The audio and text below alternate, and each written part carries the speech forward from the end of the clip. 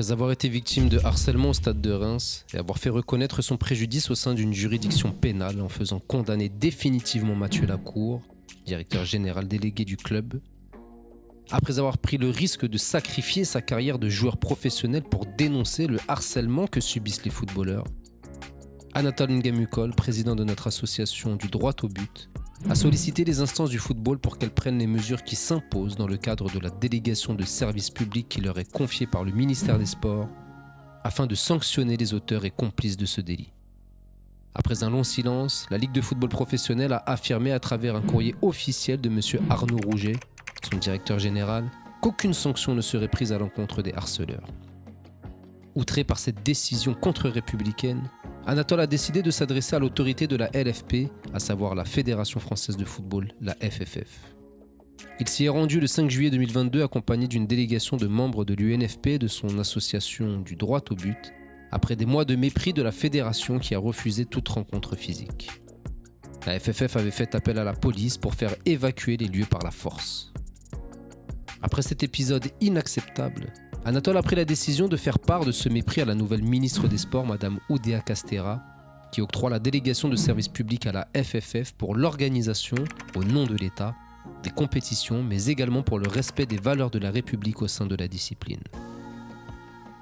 Il est à rappeler que M. Foltz, conseiller éthique actuel de Mme Oudéa Castéra, avait été reçu dans les locaux de l'UNFP avec le joueur 3 mois auparavant pour évoquer le sujet. Ce dernier s'était engagé à revenir vers la délégation dans le trimestre, ce qu'il n'a pas fait. La prédécesseur de Mme Oudéa Castéra, Mme Mara Sineanu, avait apporté son soutien à Anatole, mais quoi de plus normal lorsqu'on sait que son statut de victime a été reconnu définitivement par la justice. Anatole s'attendait logiquement à la continuité de ce soutien, mais il en fut autrement. Retour sur cette journée. La délégation est arrivée devant le ministère des Sports à 14h. Les personnes présentes étaient Anatole Ngamukol, président du droit au but et victime de harcèlement. Philippe Pia, coprésident de l'UNFP, le syndicat des footballeurs. David Terrier, vice-président de l'UNFP. Alain Ngamukol, directeur général du droit au but et représentant d'Anatole Ngamukol. Sullivan Jou, secrétaire général du droit au but. Stéphane Burschkelter, responsable juridique de l'UNFP. Juliano Cancan, membre du département juridique de l'UNFP. Stéphane Saint-Raymond, directeur de l'information de l'UNFP. Clyde Louis-Ferdinand, responsable des actions militantes du droit au but. Frédéric Bulot, ancien joueur professionnel et toujours en litige avec le Stade de Reims et sa conjointe. La délégation était accompagnée d'un commissaire de justice venu constater le traitement accordé à la délégation et venu remettre une sommation interpellative au ministère. Arrivés sur place, M. Pia et Anatole exposent à l'agent d'accueil leur souhait d'être reçus par une personne du ministère des Sports. L'attente fut le moment de recenser le sentiment des membres de l'UNFP. Ce qui est reproché commence à devenir une chose constante. Et puis le harcèlement, c'est quelque chose que tout le monde dénonce. Et il ne suffit pas de le dénoncer et de faire des actions. Donc on est là pour faire appliquer la loi. Et voilà, dans le calme, mais avec vigueur, parce que la loi n'est pas respectée. Et donc nous souhaitons que, enfin, dans le domaine du sport, les choses se passent un peu mieux, parce que on dirait que le sport est dans un état de non-droit. Ça suffit, quoi. Ça fait un certain nombre de correspondances qu'on a faites. Tout le monde dit que oui, vous avez raison, mais finalement, il n'y a aucune action qui se passe, donc ça ne peut pas durer. Je dis, le football est un état de non-droit. Un espace de non-droit, et donc il est tellement puissant que le lobby du foot empêche que les choses se passent normalement, et on le voit notamment dans la convention collective des joueurs de foot, qu'il y a un certain nombre de choses qui ne sont pas respectées, et dans le silence assourdissant des pouvoirs tant sportifs que d'État. Et donc je suis plutôt pessimiste pour l'avenir, surtout si de notre côté, on n'a pas une solidarité des joueurs pour venir dénoncer tous ces excès. C'est un acte fort parce qu'on ne le fait pas souvent, de venir comme ça en délégation pour réclamer l'application de droit et de faire des sommations. Mais bon, on y est contraint parce que on voit que les choses n'arrangent pas, et on voit aussi que dans d'autres secteurs d'activité, ce qui se passe aujourd'hui, c'est pris en compte, les harcèlements par exemple, et puis quand il s'agit du sport, c'est pas pris en compte. Déjà, par rapport à tes remerciements, c'est moi qui dois remercier Anatole, et l'association du droit au but, parce que vous nous avez amenés sur des chemins qu'on ne pratiquait pas et qui vont être bénéfiques, je l'espère, pour l'ensemble des joueurs. Moi, personne n'a à me remercier, je suis juste en train de faire mon métier. Je suis payé pour ça et surtout, les joueurs qui adhèrent à l'UNFP veulent qu'on fasse ça. Donc c'est pour ça que je suis là aujourd'hui. Et Anatole était un adhérent. Donc l'objectif d'aujourd'hui, c'est de savoir si un footballeur a les mêmes droits qu'un citoyen normal. On met souvent en avant que les joueurs de foot gagnent trop d'argent ou qu'ils sont surpayés ou que c'est peut-être vrai dans certaines situations, mais est-ce que c'est des gens qui sont considérés comme des personnes hors citoyenneté, parce que il faut que le ministère nous réponde, parce que ce qu'a subi Anatole, et il y a une décision de justice qui est quand même très important. Il y a une décision de justice qui a été définitive, et ça c'est un élément qui pour moi est primordial. Donc est-ce que le ministère fait comme il devrait faire pour tout citoyen? On a le constat d'un harcèlement moral dans le football, d'un joueur qui a subi ça, qui a été victime de ça. Est-ce qu'on diligente une enquête? Est-ce que c'est un fait qui est isolé? Est-ce que c'est un fait qui est répandu?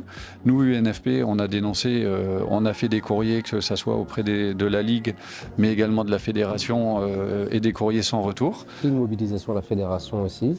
Et une mobilisation à la Fédération, alors sans retour, si ce n'est, on nous a envoyé des cartes de CRS pour nous faire évacuer la maison du football. J'ai l'impression, moi j'ai été footballeur, je représente les footballeurs.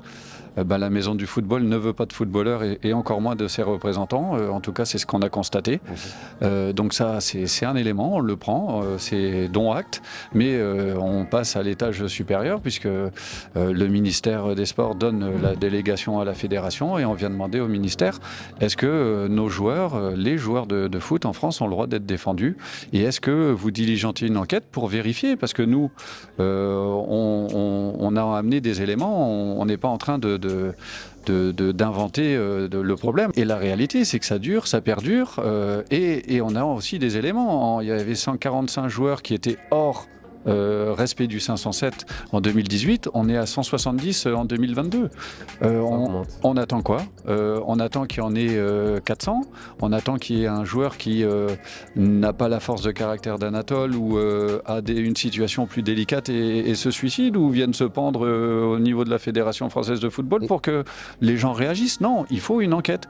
Et ça, c'est un droit qu'à tout citoyen, et un joueur de foot est citoyen. Les joueurs de foot, en grande partie, ceux qui sont mis à l'écart souffrent, sont victimes de ça, parce que ça fait aussi des échecs humains au niveau psychologique, ça cause des drames, et il y a beaucoup de choses à réformer. Donc quand on donne une délégation à quelqu'un, on lui donne aussi la responsabilité, et on a la responsabilité de vérifier si cette délégation au moins est respectée et honorée. Parce que c'est quand même, c'est pas anodin.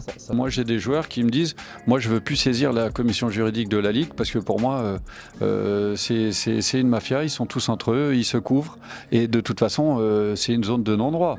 Donc, moi, je vais pas essayer d'aller défendre mes intérêts, ou en tout cas faire respecter mon contrat avec des gens qui sont autour de la table et qui ne souhaitent pas.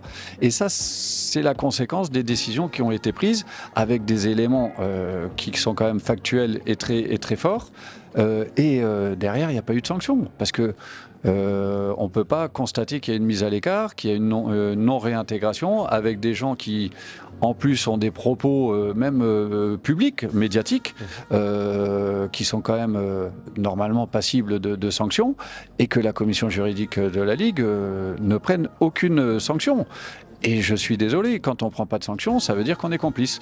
Et moi, j'ai le regret de le dire que malheureusement, j'espère que la Ligue va changer, parce que j'ai grand espoir sur le fait qu'on revienne à des choses normales, c'est-à-dire à un dialogue social qui n'existe plus.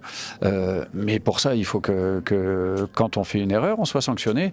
Et s'il y a des erreurs qui sont faites, qui sont constatées, et qui en plus, j'allais dire, certains se permettent de le dire dans la presse, et que derrière il n'y a aucune sanction, et ben les joueurs ont raison de dire moi je veux plus être défendu dans ces organes. On est là, on va pas repartir sans réponse. Voilà, donc c'est pour ça aussi qu'on est accompagné d'un huissier, parce que ce que nous a fait la fédération, on apprend aussi de chaque combat et de chaque échec, même si pour moi à la fédération c'était un échec, surtout pour la fédération qui a donné une image déplorable de cet organe. C'est dommage pour eux, mais aujourd'hui il est hors de question qu'on ressorte sans réponse, parce qu'on a un joueur qui est en souffrance, et surtout on a sur les 170 joueurs qui ne sont pas dans ce respect du 507, beaucoup de joueurs qui sont également en souffrance et qui sont en attente et qui ont des grandes attentes auprès de nous, en disant s'il vous plaît aidez-nous, faites quelque chose, parce que nous le système classique du football on n'y croit plus et on n'a plus confiance. C'est la suite en fait, c'est la suite d'une histoire qui reste sans réponse, à savoir que on a eu un certain nombre d'actions, il y a des décisions de justice, il y a eu des courriers d'information, des courriers d'interpellation qui aujourd'hui, au niveau des instances et au niveau du ministère, restent malheureusement sans réponse. Donc la suite logique, c'est coûte que coûte d'obtenir des réponses. Et ces réponses, s'il faut les obtenir par une présence physique, il faut le faire. C'est l'objet de notre présence, de notre détermination, de notre mobilisation aux côtés d'Anatole, pour qu'il puisse être entendu et qu'on puisse avoir un certain nombre de réponses. À savoir qu'aujourd'hui, on a justement un certain nombre d'éléments circonstanciés et assez graves qui nécessitent une prise en compte de la problématique et des actions fortes. Donc à ce titre-là, on se doit justement d'avoir une mobilisation telle qu'elle existe chez nous. On se doit d'avoir une mobilisation sur le respect des textes, sur le respect des règlements, de l'éthique, de l'intégrité et de la loi en général en France. Et il n'y a personne d'autre que le ministère des Sports pour faire les choses, ou en tout cas de donner un certain nombre d'indications aux instances sportives, comme la Ligue et la Fédération, pour que ces éléments soient correctement pris en compte et que la loi française soit totalement respectée. Donc ça fait partie aussi des objectifs de la présence des membres de l'UNFP et des élus au niveau du ministère des Sports aujourd'hui.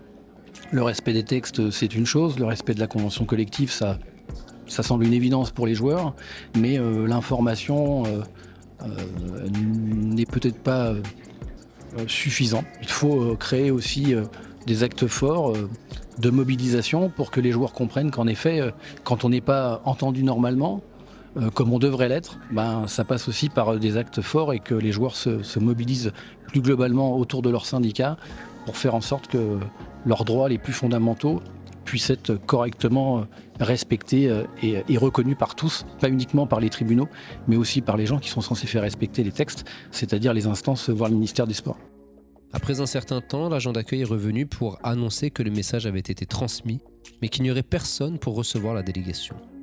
Il dit à M. Philippe Piat qu'il fallait écrire un courrier pour demander un rendez-vous, sachant que ce dernier l'avait déjà fait à plusieurs reprises sans se voir accorder le moindre entretien. Certain que le ministère ne reste jamais sans personnel présent sur place, la délégation a pris la décision de rester sur les lieux jusqu'à être reçue. Après plus d'1 heure d'attente, aucune personne du ministère n'a daigné venir s'adresser personnellement à M. Piat, figure emblématique du football, président du plus grand syndicat de sportifs en France, ancien président du syndicat international des joueurs de football professionnels, ni à Anatole Ngamukol, pourtant victime de harcèlement et aujourd'hui porte-voix des footballeurs harcelés. On peut dire que c'est marrant parce qu'on écrit pour avoir un rendez-vous plusieurs fois, pendant plusieurs mois, on n'a pas de rendez-vous, donc on vient sans rendez-vous. Et quand on arrive là, on nous dit il faut prendre rendez-vous. Donc c'est ubuesque.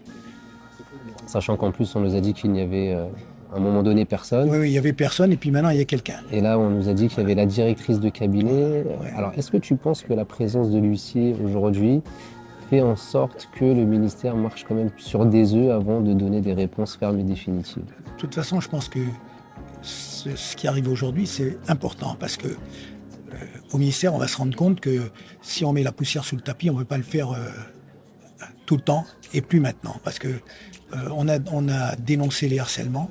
Les harcèlements, c'est dans tous les secteurs. Donc le harcèlement dans le foot, il existe. On a, comme vous le savez, 177 joueurs qui sont mis dans un loft. Et il y a un joueur qui a obtenu une décision de justice pour que ça soit qualifié de harcèlement. Eh bien, s'il faut que les 170 joueurs fassent une procédure, c'est ce qu'on va faire. Le message que j'ai à faire passer, c'est que le ministère ne découvre pas aujourd'hui le problème, il le connaît, mais finalement, la Vox Populi amène le ministère à s'intéresser à certains sujets, puis pas à d'autres. Pour des raisons professionnelles, M. Pia a dû quitter les lieux un peu plus d'1 heure après son arrivée, laissant son vice-président David Terrier le représenter. Le commissaire de justice a alors mentionné à l'agent qu'elle devait remettre un acte de sommation interpellative sur le dossier d'Anatole. Dans ces éléments figurait l'obligation pour le ministère d'accorder à des victimes de harcèlement tous les moyens légaux à disposition du ministère pour protéger les victimes et enquêter pour exercer ses pouvoirs de police administrative. En cas de refus, Madame la ministre s'expose à l'article 432-7 du Code pénal réprimant la discrimination commise par une personne chargée d'une mission de service public de 5 ans d'emprisonnement et 75 000 € d'amende lorsqu'elle consiste à refuser le bénéfice d'un droit accordé par la loi. À 15h40, donc plus d'1 heure et demie après l'arrivée de la délégation, la directrice des sports, Madame Bourdet, descend pour affirmer qu'elle va recevoir le commissaire de justice. Monsieur Jousse, secrétaire général de l'association du droit au but, dit que s'il y a la possibilité de recevoir le commissaire de justice, c'est qu'il y a la possibilité d'entendre la délégation qui connaît et gère le sujet depuis 4 ans maintenant. Madame Bourdet a refusé et est partie s'isoler avec le commissaire de justice. Comment prendre cette décision ? Aucune réponse aux sollicitations de la victime et du syndicat des footballeurs. Aucune considération apportée à ces mêmes personnes. Aucune personne pour les entendre, mais la directrice des sports se permet de recevoir le commissaire de justice qui ne maîtrise pas le dossier, et cela pendant près de 45 minutes. Ces 45 minutes n'auraient-elles pas permis à cette même personne de recevoir la délégation ? Faut-il donc être assermenté dans ce pays pour obtenir un minimum de considération de la part de l'équipe ministérielle de Madame Oudéa Castéra ? Les footballeurs et les sportifs en général devront-ils à l'avenir faire des études en droit et devenir commissaires de justice pour obtenir, à minima, l'écoute de leurs souffrances suite à des délits pénalement répréhensibles commis par des personnes placées sous l'autorité de l'État ? Les réponses, on n'en a pas. Si ce n'est un manque de considération. Pas surprenant, puisque malheureusement, au bout de 4 ans d'accompagnement d'Anatole, on est habitué, pas résigné, loin de là, au contraire. Les agissements et quand on voit la volonté d'essayer de contourner les problèmes et surtout d'essayer d'éviter d'apporter des aides aux victimes, parce que maintenant on sait que c'est des victimes, ça me rend peu fier d'être français. Et ça m'ennuie un peu parce que j'ai toujours été fier d'être français. J'ai pas été international A, mais j'ai été quand même international jusqu'à l'équipe de France Espoir quand je joue au foot et on nous faisait toujours les premières paroles, c'est quand on partait à l'étranger, n'oubliez pas que vous représentez la France. Et pour moi, la France, c'est pas ça, quoi. Et bon, j'ai un peu d'émotion quand j'en parle, mais ça me blesse, ça m'offense. Et moi, je vais tous les jours voir les joueurs et moi, je leur dis que j'ai confiance aux instances, j'ai confiance au gouvernement et qu'on n'est pas dans un pays d'Europe de l'Est, comme j'ai mes collègues, puisque je fais partie de la FIFPro, subissent avec la mafia qui est derrière, des gens qui se font menacer. J'ai l'impression que, en fait, il n'y a pas une grosse différence, quoi. Et ça me fait chier parce que moi, je suis français, quoi, et je suis fier d'être français. Et je sais pas, j'avais l'impression qu'en étant français, on avait pas des avantages, mais on avait des droits peut-être supérieurs à d'autres États dans le monde. Et si on est dans un bâtiment de la République française, c'est le ministère des Sports français. Alors si ces gens-là sont pas capables de nous recevoir, de nous entendre et de nous défendre, c'est là où j'allais dire, sincèrement, je suis perdu. Enfin, je suis perdu, ça va me remonter encore plus et envie de défendre encore plus. Mais je me dis, mais contre qui on se bat, quoi ? Ou est-ce qu'on est dans un pays de non-droit, quoi ? Alors souvent on dit, le foot, c'est une zone de non-droit. Mais si le foot est couvert par le gouvernement, et j'ai encore l'espoir que ça soit pas le cas, mais ce que je découvre aujourd'hui me prouve le contraire. Et franchement, ça me touche au plus profond de moi parce que je pensais pas à ce point-là, donc j'espère vraiment que je me trompe et puis que c'est juste un concours de circonstances depuis 4 ans, et qu'on va avoir des réponses, et puis qu'une fois que les gens vont ouvrir les yeux ou vont ouvrir le dossier et prendre vraiment connaissance, et vont faire leur job, c'est-à-dire leur job d'élu. Ils représentent le gouvernement, ils représentent le plus haut niveau de l'État français, avec on a quand même un président qui a parlé dans son discours de harcèlement et qu'il fallait que les victimes ne restent pas dans leur coin et puis puissent s'exprimer et qu'elles seraient entendues. Et que nous devait changer de camp. Et que la honte devait changer de camp, vous avez raison de le préciser, et on est aujourd'hui dans un bâtiment de l'État.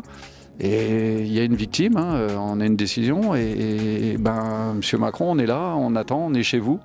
Et on a des personnes que vous avez nommées pour représenter, en tout cas dans notre secteur d'activité qui est le foot et donc le sport. Nous, on a respecté la loi, déjà, c'est le plus important, parce qu'on se base toujours sur des faits, sur les faits.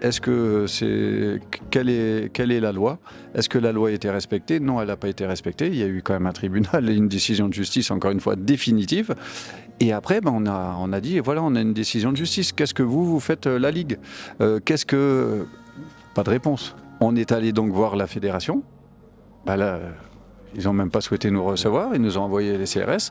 Donc on passe au ministère des Sports. Et l'étage au-dessus, on va regarder au plus haut niveau de l'État. Mais au vu de ce qui se passe avec Anatole, on est en train d'inciter les victimes à rester silencieuses. Parce qu'elles se disent, mais attendez, avec tout ce qu'il a fait depuis 4 ans, s'il n'a pas gain de cause, on a raison de se taire, quoi. Et donc, c'est tout l'inverse du discours que j'ai vu du président. Donc, je pense pas que ça en soit à ce point-là. Et moi, j'ai grand espoir en lui.